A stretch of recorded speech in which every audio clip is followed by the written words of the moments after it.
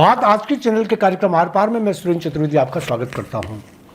तो क्या सिर्फ मौसम के हाल ही पूछे होंगे मोदी जी ने भजन लल्ला जी से?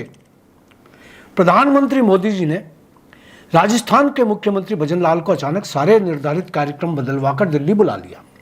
कोई निर्धारित कार्यक्रम के तहत उनको दिल्ली नहीं बुलाया गया था। अचानक बरोड़े आए और भजन लाल हाजिर हो का आदेश जारी हो गया। भजन लाल सारे काम छोड़कर अपने कृपालु भगवान की सेवा में हाजिर हो गए। मीडिया वालों के पंख लग गए। भाजपा में भी कोराम सा मच गया। अफवाहों का बाजार गर्म हो गया।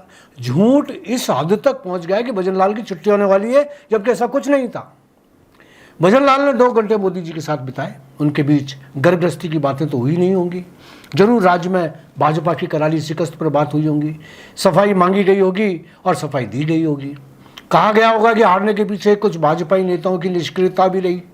गलत लोगों को टिकट दिए जाने की बात भी हुई होगी। राहुल कस्बा, राजेंद्र सिंह राठौड़, सतीश पूनिया, वसुंधरा राजे जैसे नेताओं के नाम और उनकी भूमिका पर चर्चा हुई होगी। प्रदेश अध्यक्ष सीपी जोशी का चुनावों में सिर्फ चित्तौड़ पर ही ध्यान देने का भी जिक्र चला होगा। हो सकता है जोशी जी के विकल्प पर ही बात हुई हो। यदि बात नहीं हुई होगी तो सिर्फ भजन लाल जी के मुख्यमंत्री बने रहने या हटाए जाने के मुद्दे पर। मित्रों, मेरा तो मन कहता है कि भजन लाल जी ने भले ही मोदी जी के 1000 सवालों के जवाब दे दिए होंगे, मगर इस सवाल का जवाब नहीं दिया होगा कि सीपी जोशी की जगह किसको प्रदेश अध्यक्ष बनाया जाए।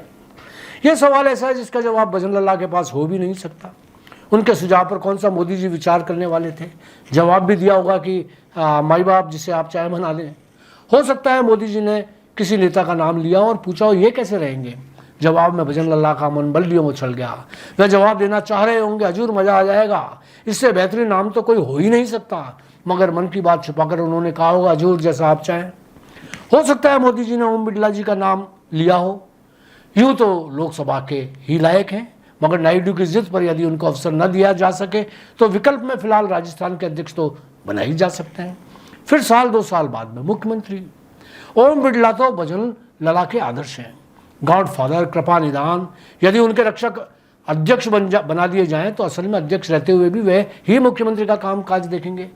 पर्ची से मुख्यमंत्री बने भजन लाल जी 1-2 साल यदि पर्ची पर ही मुख्यमंत्री बने रहे तो क्या फर्क पड़ता है।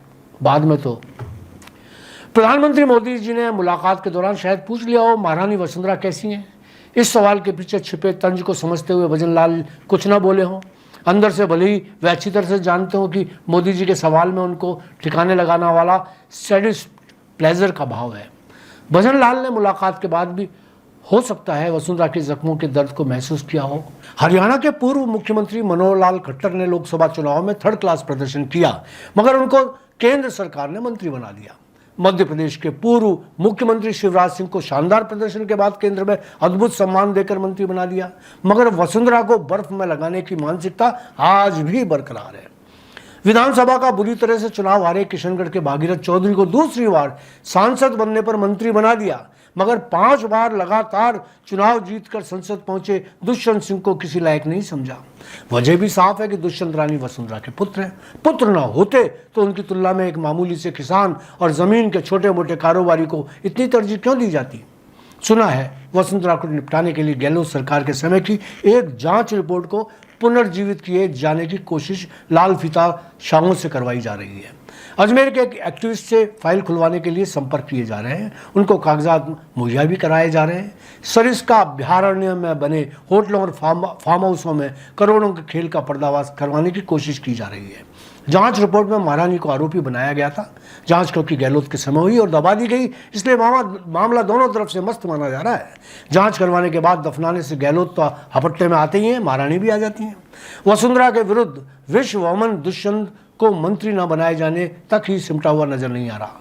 चलिए अब छोड़िए भी इन बातों से अपन को क्या लेना देना।